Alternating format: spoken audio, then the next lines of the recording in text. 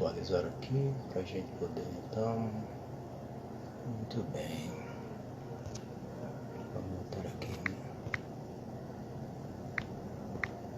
Espiritismo.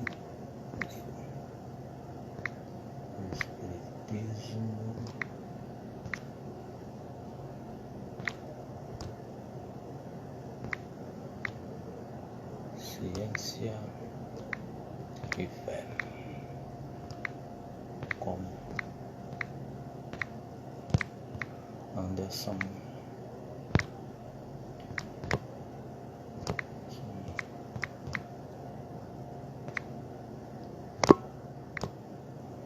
Santiago.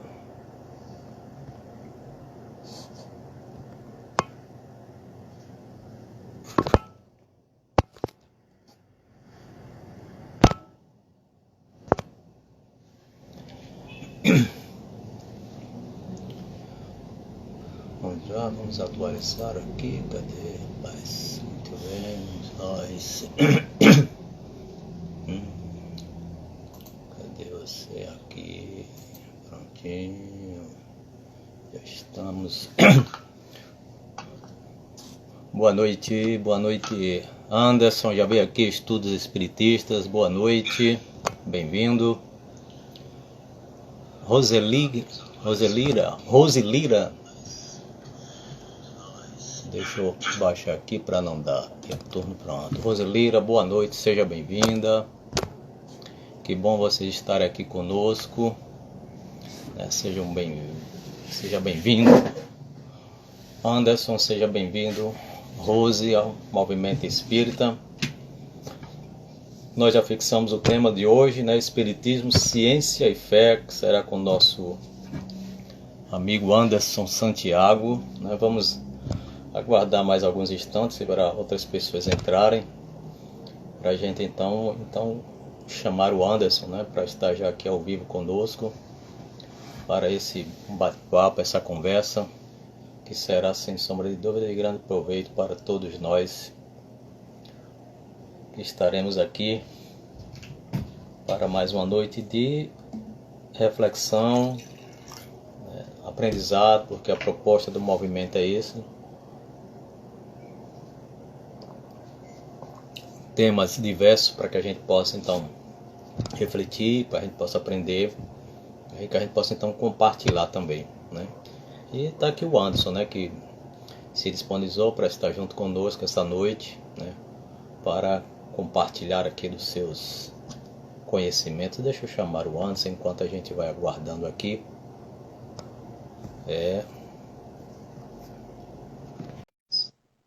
Esta conexão movimento espírita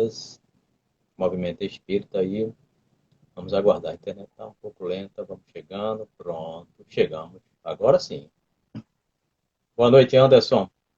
Boa noite. Você tá me ouvindo bem? Perfeitamente. Ótimo, que bom. Seja bem-vindo ao Movimento Espírita. Agradecemos a você a sua atenção de estar aqui junto conosco essa noite, né? O tema é esse aí, né? Espiritismo, Ciência e Fé, não é isso? Isso. Falar um pouquinho sobre esse tema tão importante. Perfeito.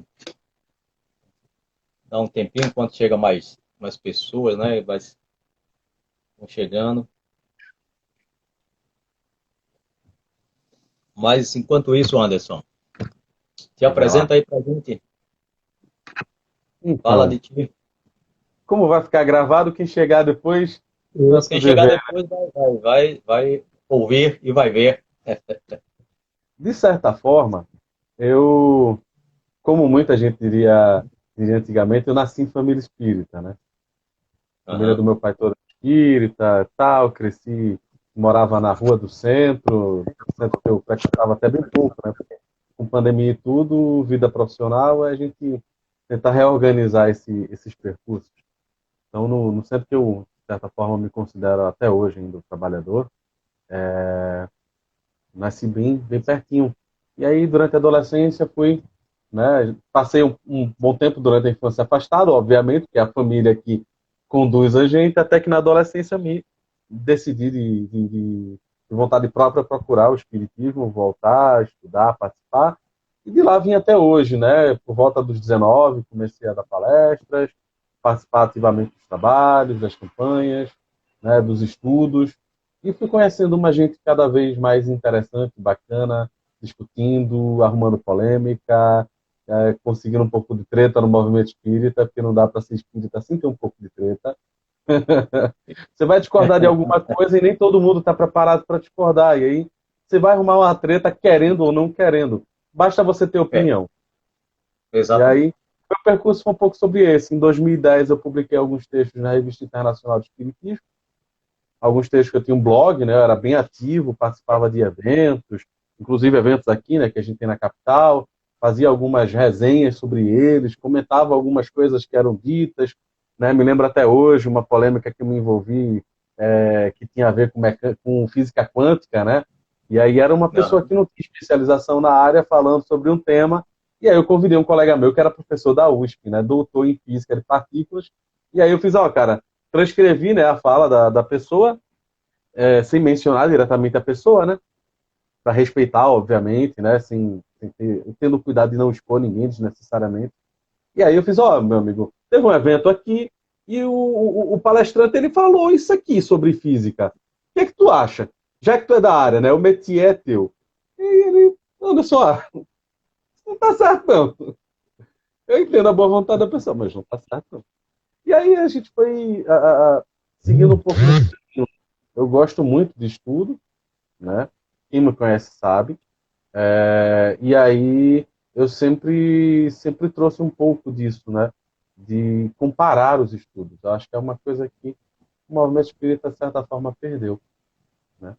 Ou tem muito poucos, são poucos os que eu vejo, né, mantendo esse hábito de um pensamento crítico mesmo, a lá Herculano Filho. Mas, enfim, uma sucinta e polêmica apresentação já logo de cara. Perfeito. Mas é isso mesmo, quando a gente começa a ter opiniões próprias, né? Mas sempre, vai sempre aparecer alguém que simplesmente discorda totalmente de ti e quer te escantear e tudo mais, porque o espiritismo é evolução, né? Evolução, e o espiritismo é ciência pura, né? Ciência, filosofia, religião, mas ele é ciência pura. A gente, tudo, os fenômenos que acontecem é ciência pura. Então, você vai arrumar confusão aí se você começar a falar muitas coisas, começar daí a física quântica aí e tudo mais, mostrando coisa que a doutrina espírita já vem falando há algum tempo. Então, as coisas vão começando a se clarear, né? O conhecimento é abrangente, né? Mas eu vou fazer a oração inicial, perfeito? Para que Vamos possamos lá. ser todos orientados, inspirados. E após a oração inicial, você começa então com o seu bate-papo, com a sua conversa, compartilhar com os seus conhecimentos conosco, ok? Então, Vamos lá. Senhor da vida, te agradecemos, Pai, por mais esta oportunidade que nos é concedida de trabalho e aprendizado para todos nós. Rogamos, Senhor, que os benfeitores espirituais, Senhor, possam estar aqui junto com todos nós que aqui nos encontramos, unidos e reunidos, embora de forma virtual, Senhor, mas com o propósito de aprendizado, de esclarecimento, de orientações, de buscar a cada vez mais, Senhor, adquirir a consciência plena desta doutrina tão maravilhosa que proporcionasse a cada um de nós para a descoberta de quem verdadeiramente somos e que caminho devemos trilhar. Rogamos, Pai, que o nosso irmão seja plenamente assistido, que o Anderson seja orientado, inspirado, intuído, instruído, Senhor, para compartilhar dos seus conhecimentos com todos nós, Senhor. E que nós possamos absorver, Senhor, de forma plena, tudo isso que será compartilhado nessa noite. E assim, Pai, em teu nome, em nome de Jesus, em nome da espiritualidade amiga, é que damos por iniciada mais uma conversa no movimento espírita. Muita paz a todos. Anderson, a palavra é sua. Muito obrigado, Manuel.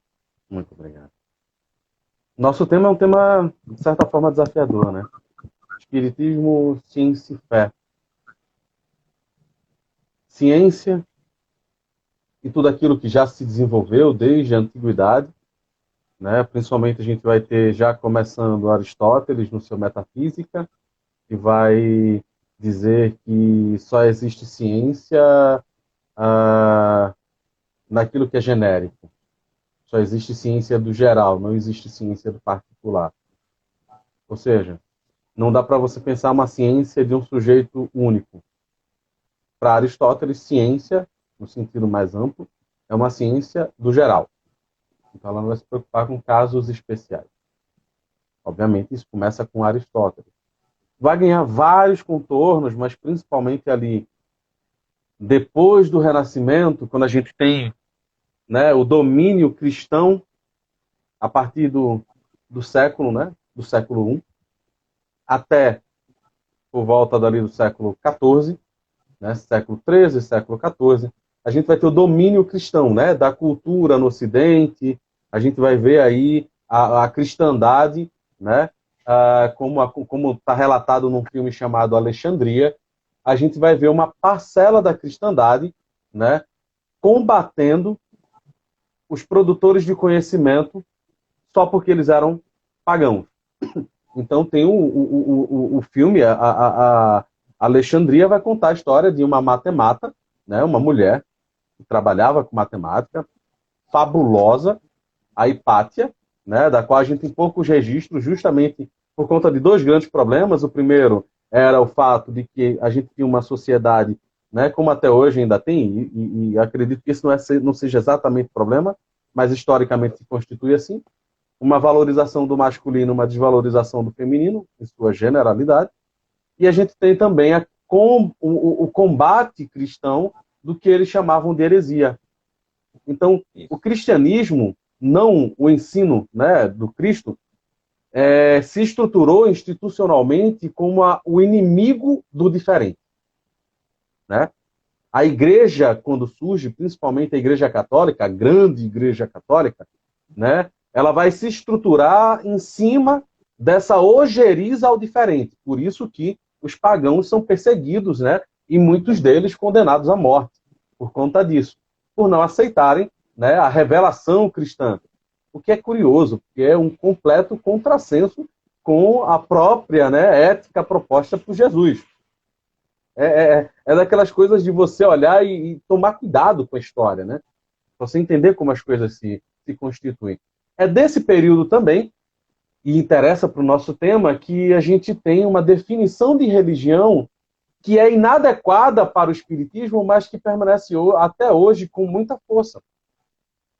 A gente tem, por volta do século III, me recordo bem agora, com Santo Agostinho, né? Ali o movimento de estruturação da teologia, né? Do estudo teológico acerca da divindade, com Santo Agostinho, a defesa, né? A fusão ali, de certa forma, de elementos neoplatônicos, né? Com a filosofia cristã que já se estruturava. Então, no intuito de dar mais solidez ao cristianismo, Santo Agostinho vai ali, né, herdeiro desse pensamento, né, já que ele também era um maniqueu, né, ele partilhava das ideias do maniqueísmo, né, que é uma filosofia religiosa, a gente pode dizer assim, que herda do pensamento, né, como é o nome, rapaz? Mas vamos dizer assim, herda do pensamento desses povos, né, semíticos. A noção que surgiu ali, por volta do século I, se me recordo bem também, que é a ideia de uma divisão entre poderes. Porque uma coisa curiosa é que a divisão entre poderes do bem e do mal não existia no Velho Testamento. Exato. Você não encontra nenhuma apresentação, né, que coloca o Satanás como se fosse um opositor, né, concreto, real. Você não encontra no Velho Testamento e você não encontra no Novo Testamento, né? Não tem essa figura exata assim, né? Você vai ter um levante de alguém que exerce o mal com a autorização de Deus, mas você não tem uma figura exata, né?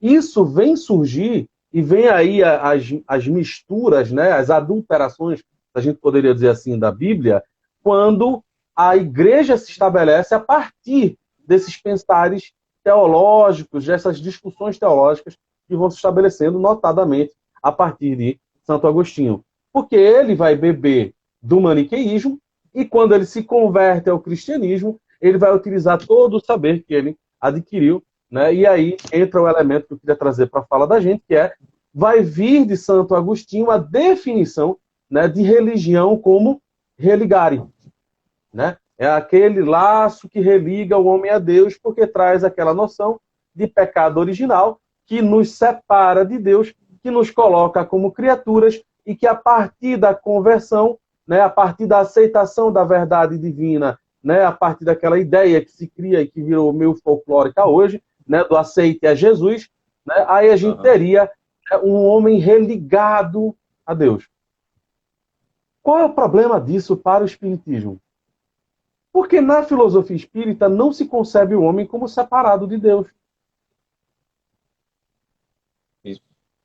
Em momento algum você vai encontrar na filosofia espírita nenhuma concepção de que o homem está apartado de Deus. Não. O que você pode inferir no máximo é que o homem estaria inconsciente em virtude ainda do seu nível evolutivo, da sua relação com a divindade. Mas não há espaço para um apartamento, um desligamento que necessite de uma religação. Deus não é a CELP. Deus não é a neoenergia que corta a nossa energia e de repente a gente tem que pagar para poder ter ela de volta.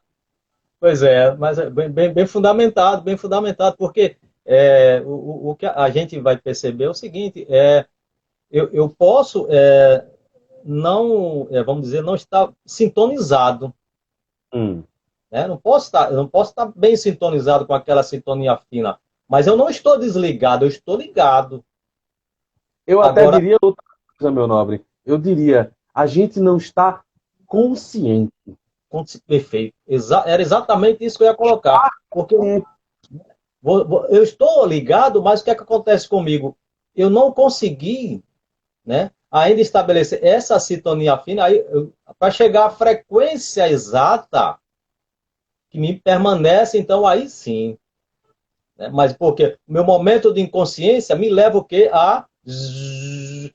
Aquelas interferências, eu não consigo me conectar perfeitamente, mas o fio, o elemento, né, primordial, ele não se quebrou, ele não desatou, tá ligado? Exatamente.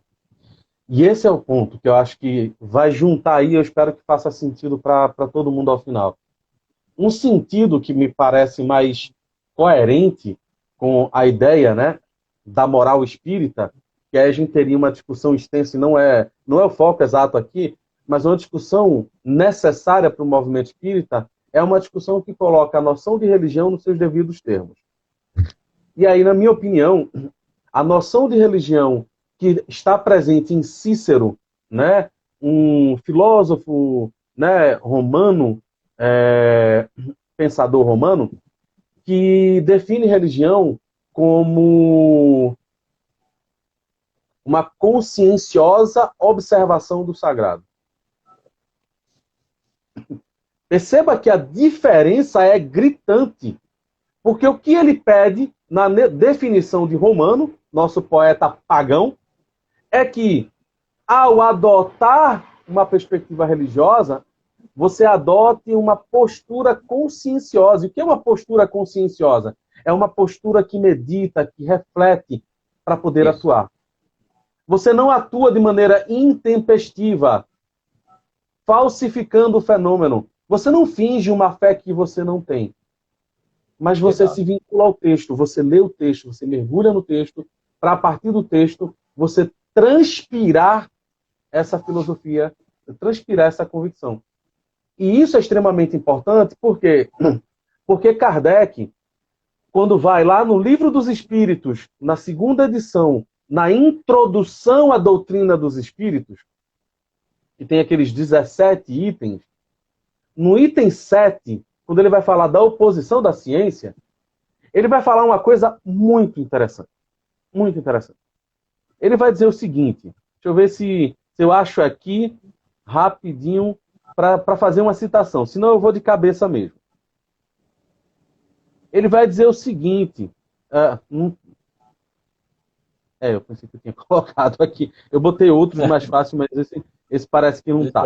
Ele vai dizer o seguinte, ele vai dizer que não cabe ao cientista da época, não tendo instrumental ou estando numa perspectiva fora, né, daquela que exige condições para criticar o conhecimento espírita que estava surgindo, não existe para ele, né, uma forma de crítica absoluta, porque muitas vezes, partindo de um campo distinto, se é necessária pesquisa e qualificação, né, o que cabe ao cientista, na formação de opinião, é uma convicção. Kardec vai ter uma clareza com relação a isso muito grande. Primeiro, obviamente a gente vai encontrar em vários lugares, durante as revistas espíritas, né, e durante toda a obra de Kardec falando do espiritismo como ciência. O espiritismo é uma ciência. No que é o espiritismo, ele vai trazer isso, né? Ele vai trazer já no começo, bem no comecinho, deixa eu voltar aqui para as páginas iniciais, ele vai voltar bem no comecinho e ele vai dizer aqui, ó, cadê? Passando, porque essa edição da FEB tem uma biografia. Ele vai dizer, o espiritismo é ao mesmo tempo uma ciência de observação e uma doutrina filosófica. Como ciência prática, ele consiste nas relações que se estabelecem entre nós e os espíritos. Como filosofia, compreende todas as consequências morais que dimanam dessas mesmas relações. Vê, Kardec não está definindo aqui, em momento algum, religião. Não. Vê que não entra na lógica do Kardec religião. Mas ele fala de consequências morais por quê? Porque já é sabido, mesmo na época de Kardec, vamos lembrar, século XIX, estamos em meados do século XIX, já existia a noção de que toda a filosofia conduz a uma reflexão ética. Toda a filosofia conduz a uma reflexão ética. Então, se o Espiritismo se define a partir do Livro dos Espíritos como uma filosofia espiritualista, ele seria problemático se não apresentasse uma concepção ética, que é as concepções práticas desse saber. Então, Kardec parte de uma noção de epistemologia, que é uma teoria do conhecimento, como se estrutura esse conhecimento, para uma ética, ou seja, como se aplica esse conhecimento. Como eu, a partir desse conhecimento moral, vou atuar na minha realidade de maneira prática. Então, para Kardec, não existia, e esse é um ponto problemático que eu disse para você logo no começo. Para Kardec, não existia tríplice aspecto. Por quê? Exato. Porque o Espiritismo toca em todos os ramos do conhecimento humano. Se ele toca em todos os ramos do conhecimento humano, ele não tem apenas 3 aspectos. Não dá, é impossível. Porque aí entra o aspecto pedagógico, entra aí as discussões no campo da física, entra aí os campos da discussão no campo da biologia. Isso. Né? Quando Kardec vai dizer, e aí me perdoe por não lembrar a questão em exato, mas quando Kardec vai dizer que o espírito não tem sexo, porque isso faz parte da configuração biológica, ele está levantando aqui uma questão psicológica, ele está levantando aqui uma questão, né, fisiológica no sentido puro. Né? Ele não está negando a diversidade, né, de orientações sexuais. Ele também não está antecipando, no sentido que a gente tem hoje. Mas ele também não está negando. Mas, ao dizer que o espírito não tem sexo, ele já está dizendo para nós que esse corpo físico, variando de encarnação para encarnação, vai ser influenciado pelo psiquismo. Exatamente. Por quê? Porque o espírito não tem o sexo, então encarnar como homem, como mulher, ou encarnar, inclusive, né, no campo hoje que a gente entende das diversas sexualidades, formas de sexualidade, para o espírito em si, não teria problema nenhum, porque ele não tem. Só que aí Exatamente. não tem uma discussão profunda sobre isso. O que a gente tem no geral, né, e às vezes acontece muito isso, e eu tenho colegas muito interessados nessas questões, né, em pelo menos não enviesar demais esses olhares, o que a gente tem, às vezes, é uma tentativa de submeter um pensar ideológico de outra área, muitas vezes bem materialista, com o pensar espírita, submetendo o espiritismo a essas perspectivas temporais. E esse é um cuidado. E por que isso é importante? Porque se o espiritismo se estrutura como uma ciência, a nossa afirmação acerca do espiritismo e acerca daquilo que a gente quer vincular com o espiritismo deveria refletir uma compreensão dessa característica científica. Mas o que a gente não vê é exatamente isso, esse diálogo fundamentado. Mas não é fundamentado nem numa perspectiva progressista, no sentido mais superficial do termo, que é a que se vincula a uma linha mais marxista, ou qualquer outra que você imaginar. Estou citando Marx porque esse é o mais famoso.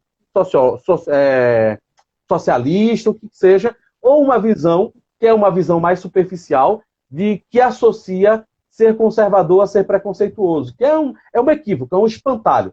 Conservadorismo não se associa, né, a priori a preconceito. A pessoa pode ser preconceituosa, mas o conservadorismo em si não é ideológico nesse sentido. E aí você tem vários filósofos que vão discutir isso. Mas veja, antes de você utilizar essas perspectivas como meras balizadoras para a discussão, como se elas se impusessem à ótica espírita, você vai utilizar a metodologia que Kardec lega para poder promover discussão, para a partir daí você tentar apresentar alguma coisa. E esse aqui é o ponto. Por uma enorme falta de educação científica, o espírita brasileiro não sabe cargas d'água o que é ciência. Ele não sabe o que é método. Ele não sabe a história. Isso é fato, porque a doutrina espírita dentro do nosso país, ela tende mais para o aspecto de ordem religiosa, muito mais do que filosófica e científica. Nós centramos muito na questão de ordem religiosa, né? Mas ora, a doutrina espírita, como ela saiu? Ela saiu através da ciência, né? Quando o seu Kardec foi convidado a participar de uma reunião, o que foi que ele fez? Ele simplesmente começou a fazer uma observação plena de tudo que acontecia e começou a fazer questionamentos. Não aos presentes, mas na sua mente ele começou a fazer questionamento dos fatos, dos fenômenos que estavam ali ocorrendo, até começar a obter respostas. Então... E aí... Fale. Não, continue. E o que a gente observa é que a ciência, ela está inserida dentro da doutrina. Não tem como a gente se afastar da ciência, não. O que a gente precisa, voltando para esse ponto, e aí eu vou encabeçar o Herculano, parece que a gente precisa de um novo Mobral espírita. Você, melhor do que muitos que estão na faixa dos 20 e dos 30, sabe muito bem o que significa Mobral, sabe muito bem historicamente, né? O nosso país, o que significa. O Herculano, na década de 70, ele... de alfabetização. Ele dizia que a gente precisava de um Mobral espírita. Por quê? Porque o espírita desaprendeu a pensar. No Brasil, historicamente, desde que assentou aqui com Olímpio Teles de Menezes, e depois, mesmo respeitando o trabalho dele, respeitando imensamente, com Bezerra de Menezes, o que a gente tem é uma fuga da filosofia e da experimentação espírita para uma vivência religiosa, no sentido católico. E esse é um problema no Brasil. No Brasil. E pior ainda, o Brasil é o exportador de espiritismo agora, né? Antes era a França, mas Primeira Guerra Mundial, arrefeceu, né? Já vinham vários problemas acontecendo, né, na Europa, diferente do que aconteceu no Brasil. Mas eu vou voltar um pouquinho, historicamente, só para a gente contextualizar isso. Eu acho que vale a pena a gente lembrar o seguinte. Por que Kardec, sendo Kardec, foi vamos dizer assim, o eleito para a tarefa, né? de pensar isso, de unir esses dois campos, ciência e fé, né? Kardec vem de uma educação muito clássica, né? Ele nasce em 1804. Ele recebe uma educação, né, que tenta ser ampla, mas mesmo num período problemático, que já haviam ali várias questões, né, na França, né, que vão piorar ainda mais com, né, o domínio lá de Napoleão, mas que já haviam várias questões pós-Revolução Francesa ali esquentando o couro dos franceses, né, levantando vários problemas sociais, né, várias discussões, mas Kardec se situa nesse período. Kardec aprende pedagogia. E pedagogia é diferente do que a gente tem hoje, né? A pedagogia de Kardec envolvia um ensino muito mais amplo, né? Envolvia outras áreas. Tanto que Kardec vai ter conhecimentos, né, de química, Kardec vai ter rudimentos de filosofia. Ele não vai ser um filósofo, mas ele vai ter conhecimentos de história da filosofia, e depois, com o Espiritismo, ele vai aprofundar mais. Então, ele tem conhecimentos do campo que se chamava de ciências naquela época, que era bem mais diferente do que a gente tem hoje, né? Mas Kardec era um cara antenado, ele fazia parte de associações científicas. Então, veja, Kardec, antes de se envolver com o Espiritismo, tem uma extensa e longa formação, não só pedagógica, mas científica. Ele se envolve com esses debates da época. Tanto que, no início da juventude, ele fazia chacota, né, de quem acreditava em espírito. Acho que esse é um ponto importante. E isso faz diferença para o trabalho que ele vai desenvolver. Por quê? Porque mesmo rejeitando o convite do amigo dele, como está lá em Obras Póstumas, na segunda parte, quando ele aceita, ele tem uma postura diferente de todo mundo. Ele não está interessado em fazer perguntinhas, né, em brincar. Ele não está preocupado com isso. Ele está preocupado com o que é que tem de sério aqui. Tem alguma coisa de séria? E aí vem uma ideia que está exposta numa tese, né, de doutorado na área de ciência das religiões, que eu recomendo para quem quiser ler, eu recomendo mesmo para sair daqui e ler sobre isso, e eu acho que começar a entender melhor todas essas questões, que chama-se O Espiritismo, esta loucura do século XIX, ciência, filosofia e religião, nos escritos de Allan Kardec. É uma tese, que eu só não posso dizer para vocês agora o nome, porque eu tiraria da página que eu selecionei para conversar sobre isso, mas que ele se propõe a discutir esse inusitado, porque não existe na obra de Kardec, em lugar nenhum, tríplice aspecto. Quem propõe o tríplice aspecto é Emmanuel, né? E que pega como se fosse Kardec que estivesse propondo, mas Kardec nunca propôs um tríplice aspecto. Então, Kardec, quando começa a tomar contato, ele já imprime na reunião um caráter de seriedade. Por quê? Porque, diferente dos outros, ele não faz pergunta trivial. Ele não tem interesse em fazer perguntas bobas, se vai casar, se não vai casar, se a Revolução Francesa foi certa. Ele quer entender o que está acontecendo ali. E aí Kardec faz uso de uma metodologia que a gente pode até negar, e aí a gente precisa, de fato, contextualizar, como o autor desse texto, dessa tese que eu falei, ele reflete o pensar positivista da época. Kardec cresceu sob os auspícios do positivismo kantiano. E Kardec não foge desse positivismo. A diferença é que Kardec não replica os preconceitos do positivismo. Mas, se a gente for fazer uma análise muito crua, o mesmo apego que Comte tinha aos fatos, Kardec tem. Porque Kardec reafirma o tempo todo, inclusive em 1864, Kardec vai afirmar, numa alocução que ele faz em uma das viagens espíritas, ele vai afirmar que o espiritismo é uma ciência positiva. Ô, Anderson. Oi. Dentro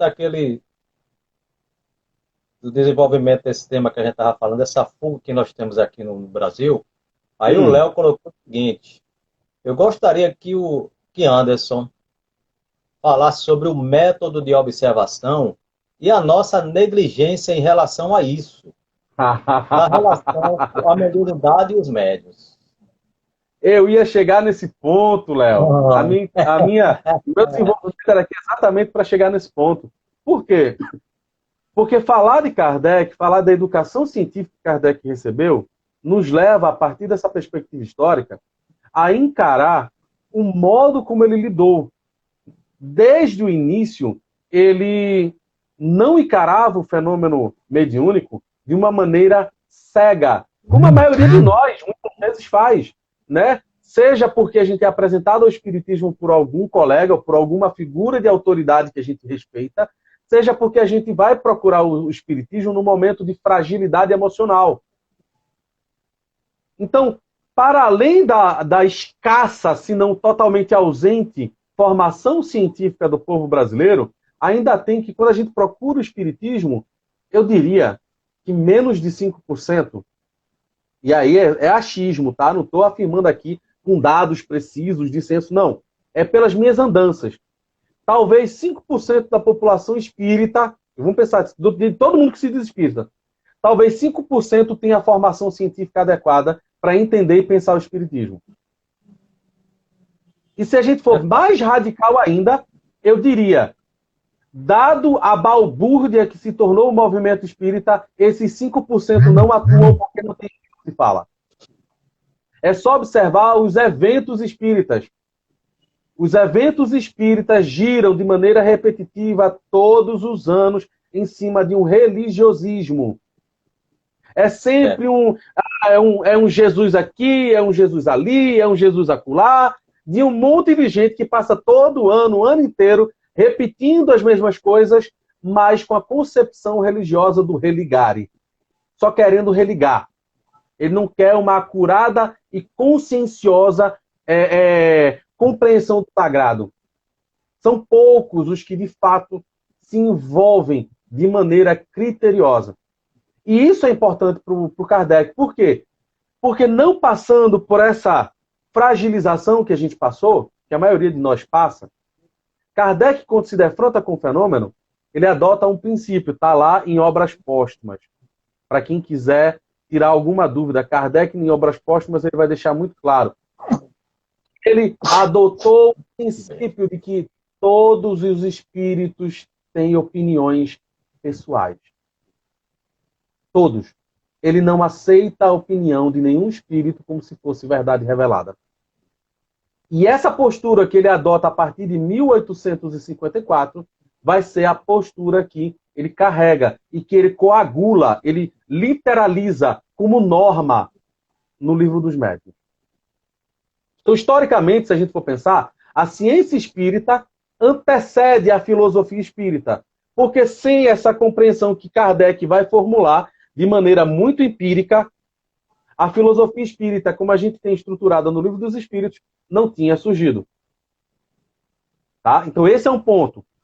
E como é que Kardec faz isso? A gente vai lá na Gênese. Aqui, Léo, que você pediu. Você vai na Gênese, capítulo 1. Capítulo 1. Caracteres gerais, né, da doutrina espírita. É esse o título? Caráter da revelação espírita. Perdão. Já ia aqui trocando as bolas. Kardec vai dizer que, por sua natureza, a revelação espírita tem duplo caráter. Ela participa ao mesmo tempo da revelação divina e da revelação científica. Participa da revelação divina porque foi providencial o seu aparecimento, ou seja, foram os espíritos que provocaram o fenômeno. Não foi iniciativa dos encarnados, foram os espíritos que provocaram o fenômeno. Isso. Né? E o seu aparecimento não é o resultado da iniciativa nem de um desígnio premeditado do homem.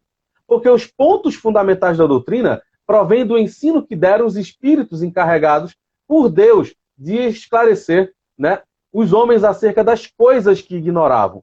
Né? E aí ele bota mais para frente. Hoje, os homens estão aptos a compreendê-las. Mas os homens de que período? De que período? Século XIX. Os homens do século XIX. A gente precisa contextualizar, para a gente não ser anacrônico. Então, quer dizer, participa da revelação científica por não ser esse ensino privilégio de indivíduo algum. Não é porque Kardec era Kardec que o espírito superior ia ensinar para ele e não ia ensinar para mais ninguém. Não todo mundo está sujeito. Eu, se fosse médium, poderia receber uma mensagem do Espírito Verdade, que é Jesus. Eu poderia. Não é porque só Bezerra de Menezes que é. Não. Segundo Kardec, todo mundo pode entrar em contato com os espíritos superiores. Qual é a diferença? Caráter e sinceridade de propósitos. Você está procurando contato com o espírito superior para quê? Vaidade? Para fazer pergunta ociosa? Então você não vai encontrar nunca com eles. Mas se você for sério, no mais amplo sentido desse termo, você vai sim pode receber uma comunicação verbal ou psicografada, né, desse espírito.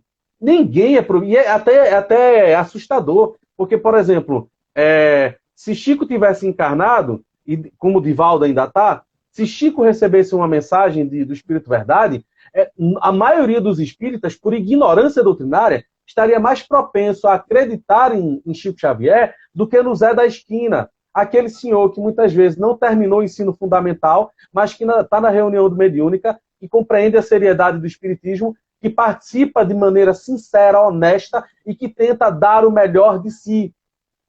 Então ele, ao psicografar uma mensagem do Espírito Verdade, seria zombado e acusado de obsessão, mas Chico Xavier não.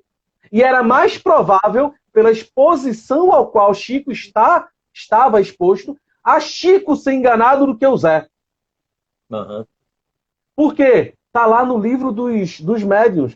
Kardec vai deixar muito claro. Os espíritos que se destacam não estão isentos de serem enganados. Para quê? Com que finalidade? De provar para eles que eles não são melhores do que ninguém. Que eles podem ser enganados no momento em que eles param de adotar as normas orientadoras que o livro dos médiuns nos oferece. Então não tem pré-garantia. Divaldo psicografou, eu vou aceitar de olhos fechados. Não, criatura. Kardec e os espíritos superiores nunca ensinaram isso. Por quê? Porque existe uma estruturação metodológica no espiritismo. Vamos lá. Terminando esse item, Kardec vai dizer, porque por não serem os homens, porque não serem os que o transmitem e os que o recebem, ou seja, os espíritos e os encarnados, seres passivos, dispensados do trabalho, da observação e das pesquisas. Nenhum encarnado está dispensado de pesquisar. Nenhum. Não tem esse aí. Mas eu psicografei porque está aqui, está assinado. Assinou como Chico Xavier, é verdade. Você apenas prova que não conhece o espiritismo. Então, aí ele continua. Nenhum desses encarnados está dispensado do trabalho de observação e da pesquisa por não renunciarem ao raciocínio e ao livre-arbítrio. Enfim, porque não lhes é interdito o exame. Porque não lhes é interdito o exame, mas ao contrário, recomendado. Ninguém proíbe análise crítica de mensagem mediúnica. Ao contrário, se recomenda que você faça. Exatamente. Por quê?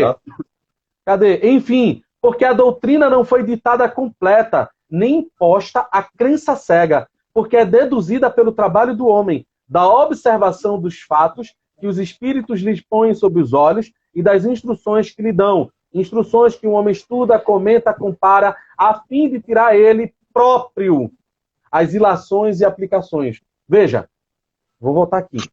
Porque a doutrina espírita não foi ditada completa, esse é um ponto importante. Isso. A doutrina não está estagnada, mas o que é publicado até hoje, ninguém fez análise crítica para saber se realmente complementa alguma coisa, um tio que seja a doutrina espírita. Você não tem uma análise crítica da obra de Emmanuel, da obra de André Luiz, da obra de Joana de Anjos. Você não tem análise crítica. O que você tem é obra apologética. O que é obra apologética? É aquela que apenas tece elogios. Você não tem nenhuma obra crítica. Procure no mercado editorial espírita e você não encontra nenhuma obra crítica. E crítica não é sentido de censura. Kardec explica lá no que é o espiritismo. Crítica, no seu sentido etimológico, significa análise qualitativa. Ou seja, eu vou avaliar a qualidade daquela informação. É obrigação minha como ser pensante. E aí, ele coloca, né, as instruções que os espíritos dão, que ele tem que estudar, comentar e comparar, a fim de tirar ele próprio, se responsabilizando pela sua opinião, as suas consequências e aplicações. Nenhum encarnado está dispensado disso. Eu não vou fazer isso não, porque Divaldo aí, ó, é o nome maior da oratória espírita no Brasil e no mundo. Eu vou lá criticar Divaldo? Cara, lê de novo o item 13 da Gênese. E lê toda a Gênese para você entender. Ah, não entendeu? Você leu o primeiro capítulo da Gênese e não entendeu? Vai para o livro dos médiuns inteiro, onde você vai ter um determinado ponto lá, porque eu estou sem meu livro dos médiuns aqui, estou na casa da minha mãe. Você vai ter um determinado momento em que Kardec vai lhe falar de maneira enfática. Você vai questionar até mesmo o espírito que você considera ser o protetor da tua reunião mediúnica. Ah, esse é o espírito que é o guia do centro, né? Aquele que você coloca numa hierarquia como o mais, né, evoluído de todos os que estão dentro do centro. É aquele que seria o líder espiritual da casa. Até esse você questiona, não aceita nada cegamente. Está no livro dos espíritos, está no que é o espiritismo, está no livro dos médiuns, está na Gênese. E o que é isso? O que é isso que Kardec está falando? Se não educação científica. Esse procedimento que ele está aqui é o que ele aprendeu nas ciências. Você adota o princípio do ceticismo, que é aquele que você nem afirma a verdade antes de uma pesquisa exaustiva e nem você nega a verdade antes de uma pesquisa exaustiva. Exatamente. O ceticismo, de certa forma, é exatamente isso. Eu só vou aceitar como verdade após um intenso e profundo estudo. Pergunta: quantos espíritas são educados para isso? Quantos espíritas, mesmo dentro do centro, são educados para isso? Isso é verdade. Léo perguntou, né, qual a metodologia? É muito amplo para a gente dizer isso, mas, literalmente, eu diria que, para Kardec, a metodologia começa pela observação. Isso. Pela observação, é o empirismo.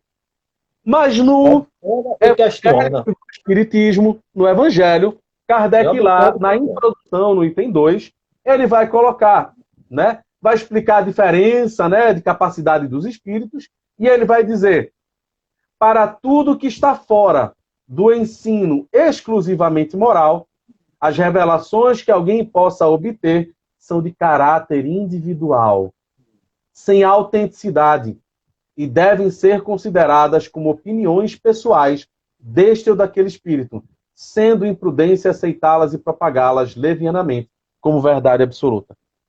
Exato.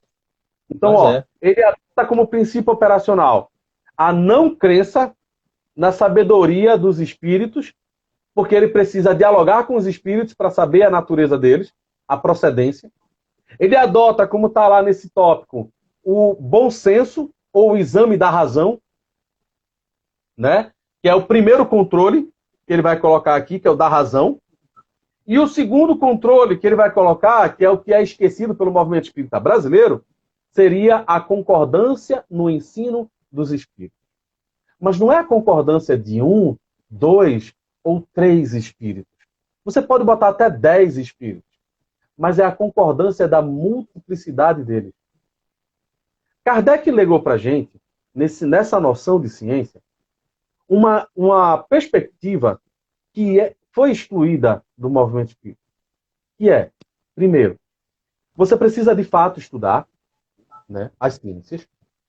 E quando você tem conhecimento, você procura quem tenha. Por quê? Porque entendendo que os espíritos podem ser de variado grau de evolução, é muito provável que venha uma psicografia ou uma psicofonia, no caso, na época que se gravava, Hermínio Miranda fazia muito isso, ele gravava em áudio as reuniões para depois passar a limpo e refletir com calma sobre o que estava sendo, né, expressado nos diálogos.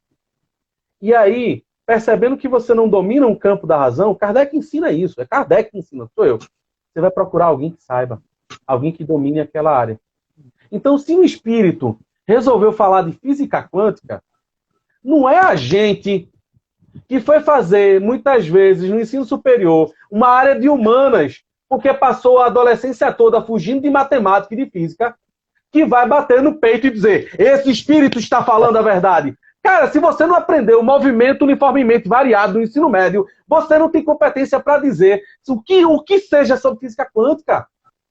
É. Porque mesmo quem estuda física quântica não fala as bobagens que a gente encontra no movimento espírita.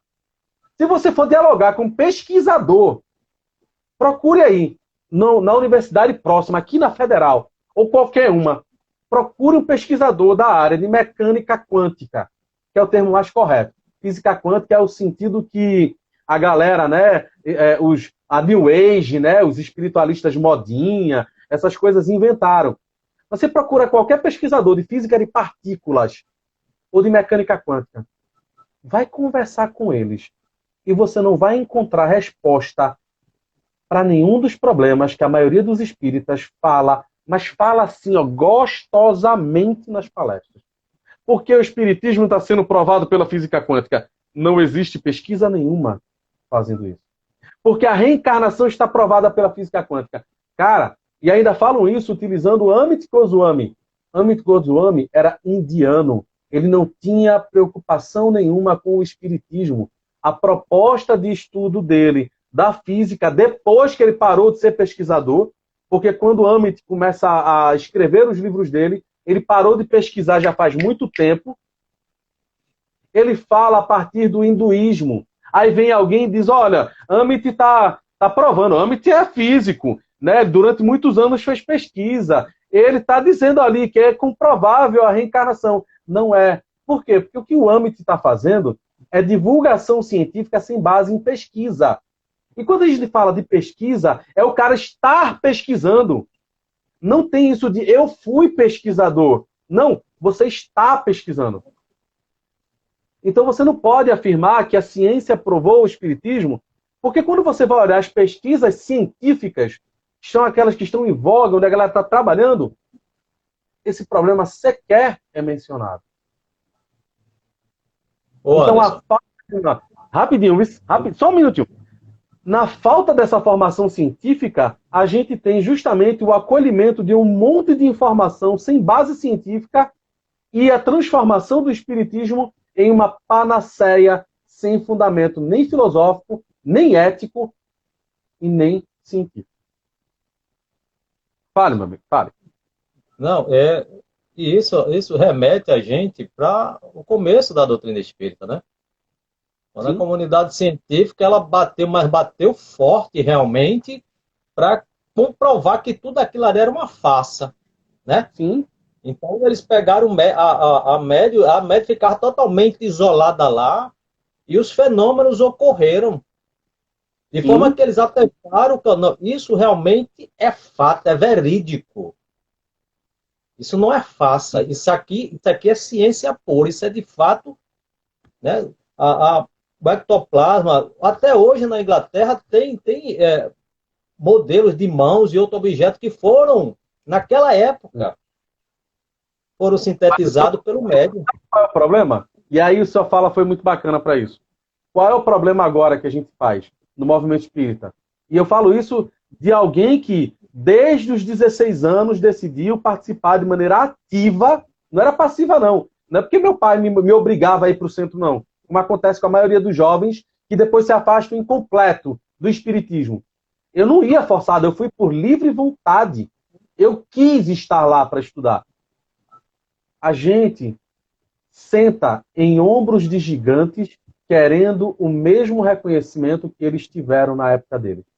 Então você vai pegar William Crookes, Schrödinger, Alfred Russel Wallace, e aí você vai querer falar de ciência e dizer, mas Crookes provou. Cara, Crookes está no século XIX. A ciência hoje avançou e ganhou um grau de complexidade absurdo. Então hoje é anacrônico querer provar o espiritismo como ciência utilizando Crookes. Nenhum círculo de pesquisa científica vai aceitar esse tipo de argumentação. Mas no espiritismo, isso é dito o tempo todo. Só que, uma coisa que eu li na dissertação do rapaz lá, né, essa que eu citei quase agora, e que para mim foi muito interessante, porque eu não tinha juntado esses fatos, é o seguinte: Kardec tem uma argumentação muito sólida acerca do espiritismo como ciência. E, obviamente, a gente precisa contextualizar isso, né? Ciência da época. A noção de ciência de Kardec para a noção que a gente tem hoje mudou, ó, gritantemente. Tá? Embora o método que Kardec utilizou, e eu vou falar sobre ele, não mudou. Mas a concepção de ciência mudou assim de maneira assustadora. Mas vê como é interessante. Kardec desencarna em 1869. 1869. Em 1871, 2 anos depois, começava o boom de fundação de associações, né, de pesquisadores do campo da ciência para investigar os fenômenos mediúnicos. 2 anos depois da morte de Kardec. A gente vai ter, principalmente, o surgimento da mais importante delas, que é a Sociedade de Pesquisas Psíquicas de Londres e a de Nova York. Então, elas surgiram no período que Kardec estava desencarnado e o movimento espírita, já daquela época, já tinha se desorganizado pior do que está hoje. Porque o problema do espiritismo depois de Kardec é que todo mundo queria ser um novo Kardec. Era uma briga de egos. Era uma briga de egos.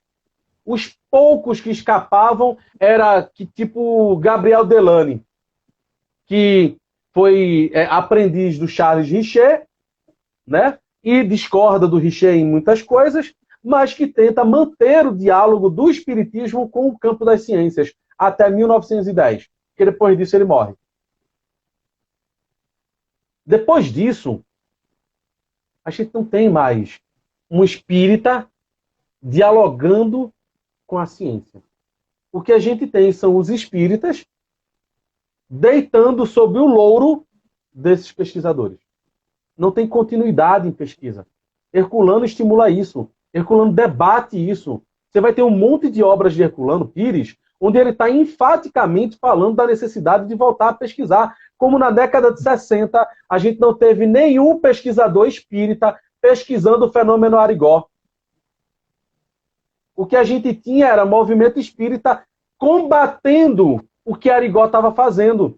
Mas ninguém montou uma liga de pesquisadores para dizer, bora ver o que é isso, porque antes de eu não recomendar, eu preciso entender.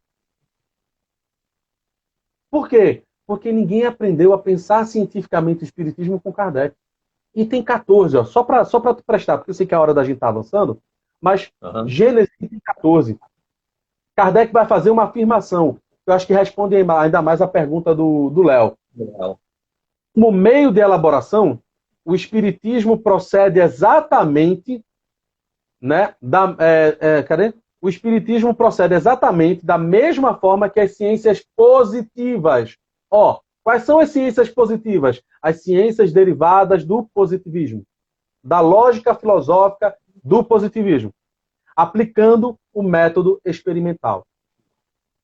Aplicando o método experimental. Esse é o método que até hoje ainda é válido para o espiritismo, mas que ninguém aprendeu a fazer. Ninguém sabe fazer. E aí Kardec diz, fatos novos se apresentam que não podem ser explicados pelas leis conhecidas, o espiritismo os observa, analisa e, remontando dos efeitos às causas, chega à lei que os rege. Depois, deduz-lhe as consequências e busca as aplicações úteis. O espiritismo não estabeleceu nenhuma teoria preconcebida. Assim, não apresentou como hipóteses a existência e a intervenção dos espíritos, nem o perispírito, nem a reencarnação, nem qualquer dos princípios da doutrina. Concluiu pela existência dos espíritos quando essa existência ressaltou evidente pela observação dos fatos. Procedendo de igual maneira quanto aos outros princípios. Não foram os fatos que vieram a posteriori confirmar a teoria. A teoria é que veio subsequentemente explicar e resumir os fatos. Então aqui, a gente pega, em resumo, né, o que o Léo perguntou. Qual é o método de Kardec? Sempre foi o método experimental. Porque o Livro dos Espíritos surge da aplicação do método experimental.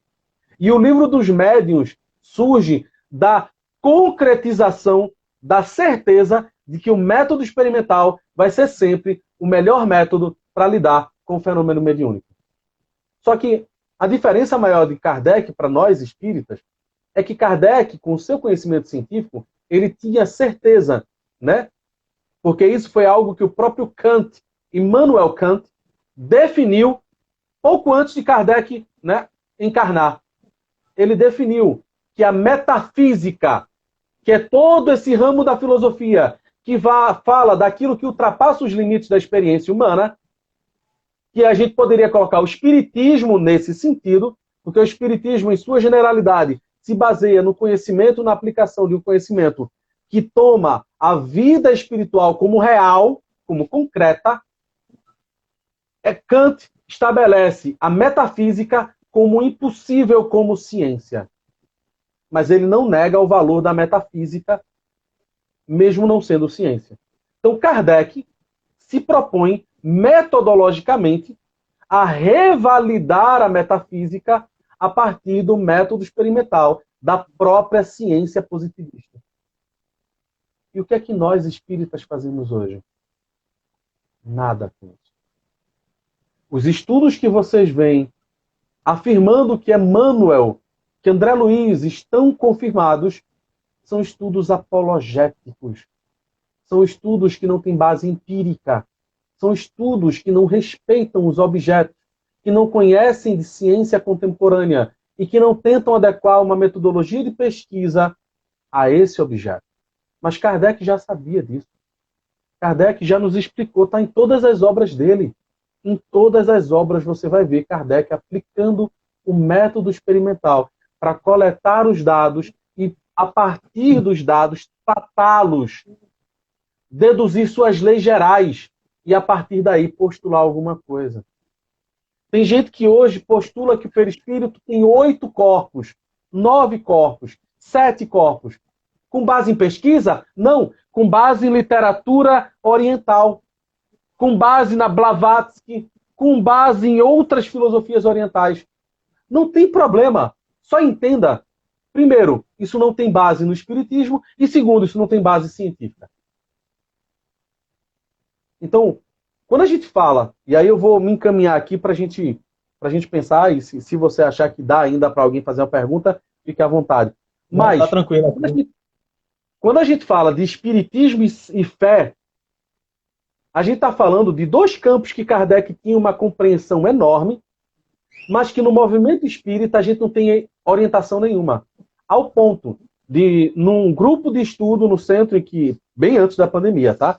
No grupo numa das turmas de estudo do ESD que tinha lá, né, um colega, ele veio e disse que uma reunião mediúnica é uma reunião científica.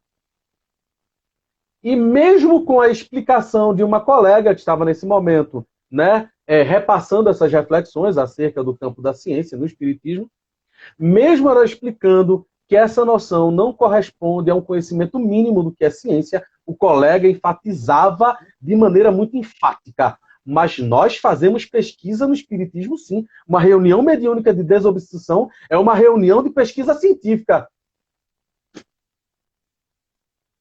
E é exatamente o que a gente, de alguma forma, tenta esclarecer com um momento como esse. Não, uma reunião de desobsessão não é científica. Porque para ser científica, ela tem que obedecer a uma padronização. Ela tem que ter um objeto de pesquisa claro, ela tem que ter uma metodologia clara e ela tem que ter um objetivo, ela tem que ter uma finalidade. Isso. A finalidade da reunião de obsessão é ética, é moral. Porque a gente ali está preocupado em dialogar com o espírito e demovê-lo das suas intenções equivocadas. Exatamente. Ali não se pratica ciência. Porque até para praticar ciência você tem que saber o que é ciência. Se você nunca estudou ciência, como é que você pode afirmar que uma coisa é científica? Se você nunca estudou física, como é que você vai afirmar que André Luiz está sendo provado pela física quântica? Se você não sabe nem o que é física quântica, qual o texto? Aí eu gosto de perguntar isso. Massa, pô, que interessante, né? Pô, André Luiz explicado pela física quântica? Massa. Qual foi a revista científica de grande circulação que publicou um trabalho explicando isso, justificando, com amostragem, com pesquisa, né, quantitativa, qualitativa? Qual foi Qual periódico científico que fez isso? Qual grupo de pesquisa está fazendo isso? Não tem. Não tem. E aí o que acaba acontecendo? A gente sai de uma equação organizada e equilibrada, como a que Kardec propõe, e a gente cai no desequilíbrio. Por quê? Porque a gente cai numa noção anacrônica de ciência, que é muito mais cientificista, porque ela tenta se basear em falácias e argumentos de autoridade. Ah, mas porque André Luiz disse. E daí? André Luiz não é cientista.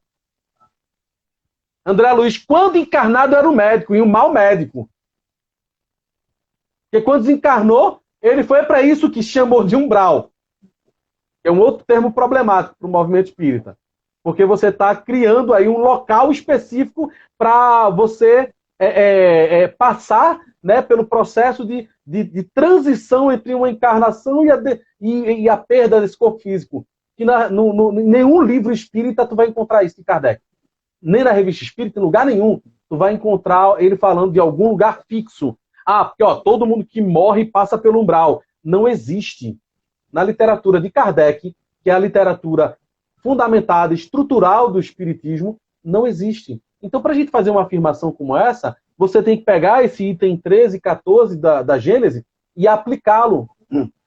Quem fez isso? Aí a gente sai dessa noção e cai numa outra. A gente não pensa aqui o espiritismo a partir dessa noção de religião como proposta pelo Cícero. A gente cai no fideísmo acrítico. Por quê? Porque a gente cai naquela fé cega. Fala-se tanto de fé raciocinada, mas o que a gente cai é numa fé cega. É uma fé que não suporta os embates da vida. É uma fé que não suporta o diálogo com a filosofia. É uma fé que não suporta o diálogo com o sofrimento. Quantos espíritas, não entendendo a raiz do sofrimento, que não parou para refletir sobre isso, vai procurar técnicas alternativas para ver se ele consegue aliviar o sofrimento? Verdade, pura verdade. Como muleta. Porque assim, eu não vou utilizar técnica alternativa, esse não é o problema, não é usar a técnica alternativa. Não, essa não. É usar ela como muleta. Ah, exato. Se ela conseguir, é porque o espiritismo não serve para nada. Então eu vou fazer lá, com todo respeito eu falo isso, viu? Eu vou tomar um banho de ervas. E aí você toma um banho de ervas e por algum motivo a coisa anda. Mas você não tem garantia nenhuma de que foi exatamente o banho de ervas que te modificou.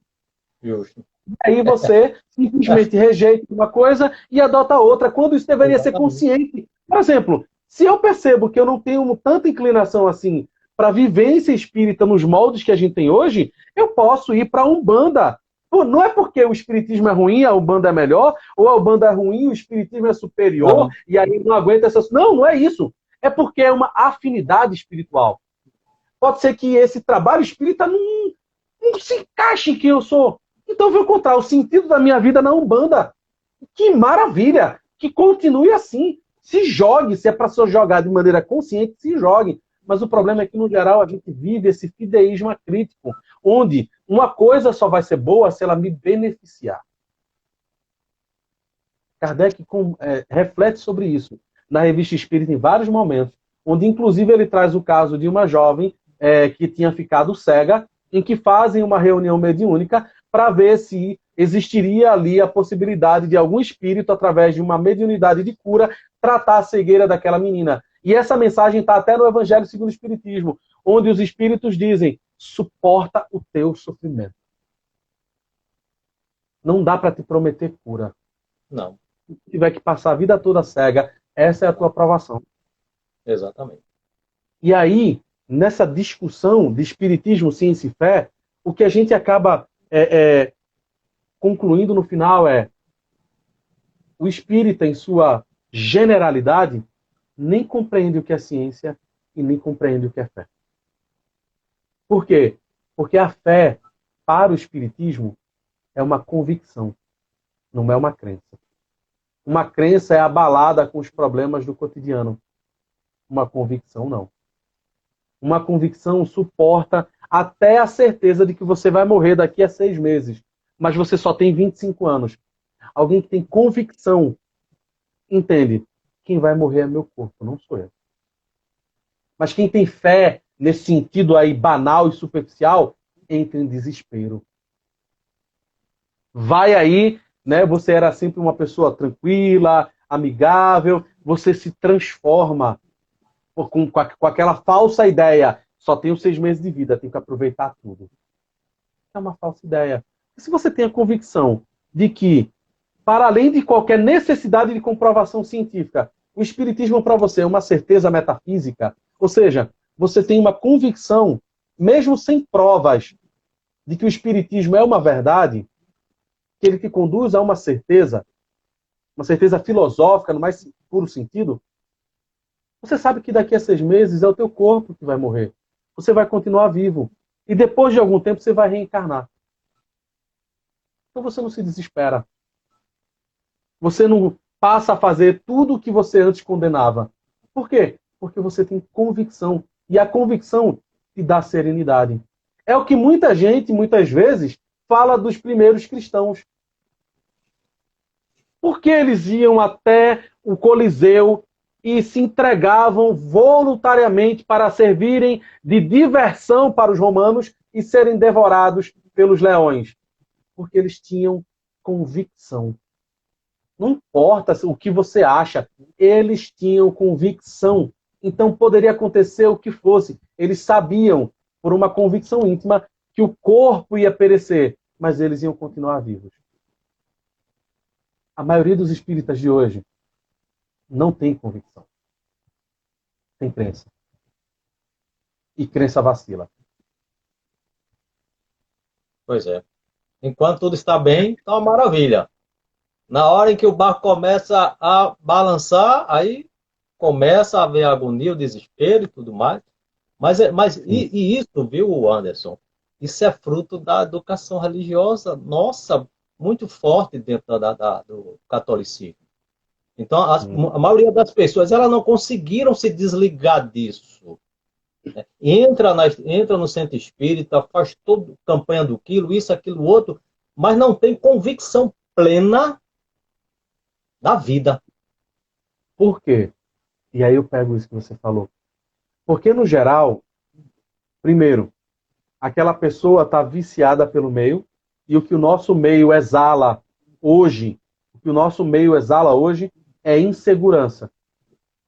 Nós somos marionetes das redes sociais.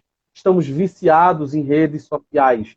A gente consome informação de péssima qualidade e a gente não é educado a entender como pensar. Mas segundo, quando uma pessoa como essa chega no centro espírita, e aí, claro, eu vou respeitar o momento existencial de cada um, o nível evolutivo e toda essa conversa que a gente sabe. Mas quando uma pessoa, no estado de fragilidade como essa, chega num centro espírita, dificilmente ela encontra alguém com convicção, com conhecimento de causa, com serenidade para ensinar. E em serenidade, eu falo, não é apenas, eu vou falar manso, porque serenidade não é falar manso. O que eu vejo de palestrante que fala manso, mas fala bobagem, não está no gibi. O que eu vejo de palestrante que fica contando historinha, em vez de educar as pessoas através da palavra, não está no gibi. O que eu vejo de palestrante cuspindo preconceito, não está no gibi. Por quê? Porque isso que a gente chama de reforma íntima é exatamente do que todo mundo foge. Porque reforma íntima é um pressuposto da noção de religião quando a gente busca ela no Cícero. Uma acurada e conscienciosa observação do sagrado. Isso. A gente não medita, a gente não reflete, a gente só repete. A gente escuta os palestrantes que estão na internet e repete. Palestra boa para a maioria das pessoas é aquela que faz rir, que conta piadinha, que tem voz melosa. Ah, Senhor, venha, que imita Divaldo. O que não falta aí é palestrante que perde a originalidade para se parecer com Divaldo, porque acha que se a oratória dele fez sucesso, ele tem que imitar, macaqueando todos os trejeitos. Eu já vi. Deixa de ser crítico. Eu já vi. Até a entonação da voz. Até a entonação da voz. Tudo. Até o jeito, as palavras. E aí, fala como se fosse assim. Aí dá aquela pausa dramática. E vocês percebem que a fala toma essa conotação que imita até uma fala mediúnica. Uma fala que tende a querer trazer paz. Quando a pessoa está mediunizada, tranquilo. Porque alguma coisa que aconteceu, os espíritos poderiam achar que isso deveria acontecer, ou o médium, indisciplinado, deixou, né, não teve como se impor como uma pessoa que pensa, e aí vem um espírito, envolve, até que toma fala e fala um monte de bobagem. Mas a maioria das pessoas é educada exatamente para ser cordeiro, não para ser ativo como Kardec. Eu acho que esse é o ponto. Ninguém hoje é educado para pensar o espiritismo e para viver o espiritismo tal qual está nas obras espíritas. Procura nos centros, com as suas exceções hoje, porque muita gente bateu em cima dessa tecla. Eu também. Desde 2010 eu bato nessa tecla. Procura o centro que tem grupo de estudo da Revista Espírita. Procura. Mas tem grupo de pesquisa do Evangelho. E aí você pergunta, qual a utilidade concreta para pesquisa? Para um espírita pesquisar o Evangelho. Eu diria isso. Qual a utilidade explícita? Por quê? Porque o guia de estudo do Evangelho está aqui. É o Evangelho segundo o Espiritismo. Ou seja, uma reflexão sobre o código moral constante no Evangelho a partir da filosofia espírita. Ótimo, Léo. Léo, Anderson. Né? Okay. A gente tem grupos hoje que querem pesquisar o Evangelho e aí vai utilizar uma obra altamente, aí eu falo, suspeita. Por que suspeita? Porque academicamente é suspeita. Kardec nunca precisou publicar nenhum livro da Bíblia com o selo espírita. Kardec nunca fez isso. Por quê? Porque ele sabia as acusações que ele receberia e ele sabia que existiam ótimas traduções quando você entendia o contexto, as limitações da obra. Mas o movimento espírita, desde 2010, achou que devia ter uma tradução da Bíblia feita por espíritas. Particularmente, eu acho isso muito problemático. Por quê? Porque é como se a gente quisesse criar uma bolha onde a gente propõe uma reflexão e a gente já dá a resposta.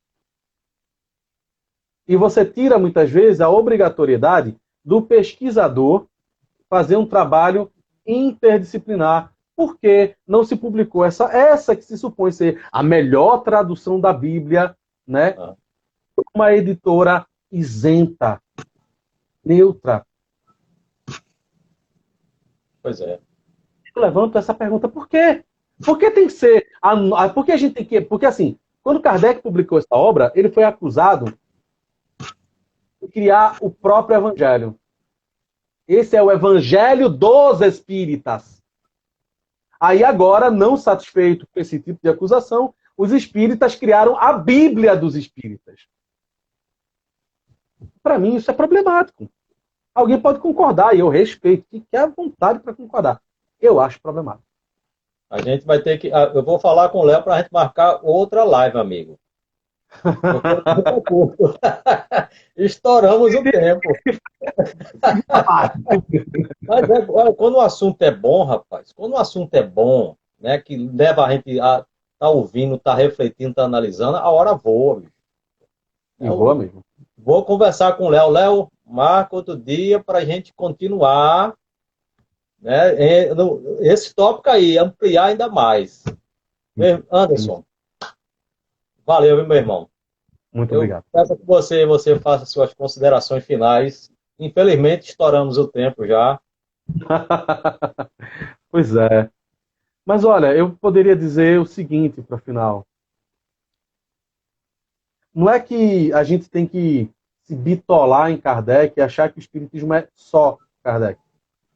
Mas não existe espiritismo sem Kardec. Não dá para você entender minimamente o espiritismo sem estudar Kardec. Não tem referência sem Kardec. Não tem. E aí, é aprendendo com Kardec que você aprende a lidar com essa quantidade de informações que está aí disponível no movimento espírita. Se você não estuda Kardec, você não está preparado para lidar com esse movimento. É como qualquer estudante de graduação, muitas vezes aprende. Você, principalmente nas áreas de humanas. Ah, que massa, você quer estudar um autor? Bom, para introdução, você tem alguns comentadores, que são, às vezes, contemporâneos nossos, que são professores daquela área e falam sobre aquele autor. Mas para você ser especialista, para você entender profundamente, você tem que estudar o autor. Não tem ninguém que vai estudar Platão, Aristóteles, São Tomás de Aquino, ou nenhum filósofo contemporâneo que seja convidado ao mesmo desafio. Para entender o que o autor quis dizer, você tem que mergulhar no contexto de vida em que ele estava inserido e estudar o seu pensamento profundamente. Hoje, todo mundo quer ser espírita, mas ninguém quer estudar Kardec. E por isso a gente tem o movimento espírita do jeito que está aí hoje, enfraquecido, com divisões, com brigas de egos, com médium famoso, que na época de Kardec não tinha. Lembra que o Evangelho segundo o Espiritismo, de princípio, omitiu o nome de todos os médiuns. Por quê? Porque a mensagem mais importante era do espírito, não era do médium. Não era o médium como pessoa que era o mais importante. Hoje a gente tem o médium. Tudo bem, tem algumas questões legais, mas hoje é o médium que mais importa, não é nem a mensagem. E se confunde o médium com a mensagem, né? O emissor com o carteiro. O médium é o carteiro. E aí o carteiro se acha dono do texto que ele não escreveu. A gente vê muito isso. Então acho que assim, quer entender Kardec? Quer entender o Espiritismo? Você tem que estudar Kardec. E não são 5 obras. Não existe Pentateuco no Espiritismo. Porque Kardec escreveu praticamente 32 obras. 32 obras. Obviamente, não são 5. Todos os volumes da Revista Espírita vão para onde? Enfim, 12 anos, né? 12 anos. Pois é. Eu espero que eu tenha ajudado alguém, tenha estimulado. Se discordou de mim, bota aí as ideias. Se concordou, bota aí as ideias. Mas fica à vontade. Vamos pensar junto. Meu convite final aí. O seu convite foi extraordinário. Vamos pensar. Vamos questionar, né? Vamos estudar Kardec, pesquisar, né? Não é aceitar a mensagem de fulano. Então, peraí. Vamos ver o conteúdo dessa mensagem. É de fulano realmente? Uhum. Porque né, agora, nessa época de pandemia, rapaz, quase todo dia mensagem de Bezerra de Menezes, papá. Aí quando você começava a ler, aí começava a destoar. E, pô, tá... Não, mas Bezerra de Menezes no centro tal, muita mensagem. Quando você começava a ler, o fio da meada começava a se perder.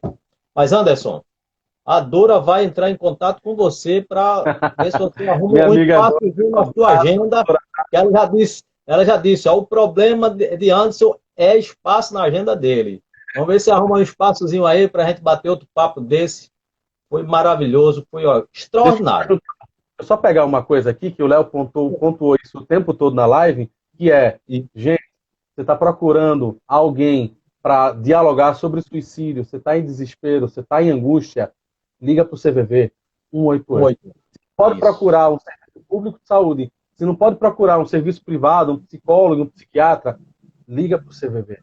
Vocês vão ter um acolhimento necessário. A gente passou pelo Setembro Amarelo, mas a gente tem que fazer esse trabalho de prevenção do suicídio o ano todo.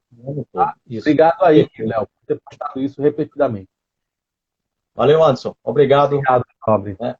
Agradecer aqui a todos aqueles que estiveram aqui conosco, nos ouvindo. Não houve nem questionamento. Você veja o quanto foi, né, a sua mensagem foi bastante explícita, né? Instigando realmente a se fazer uma reflexão sobre o Espiritismo, a doutrina espírita, Kardec, se estudar Kardec, mas é estudar, não é ler, não, é estudar e refletir sobre cada uma das obras. E você falou outra coisa importante, né? Não é apenas esses 5 obras, não. E a Revista Espírita?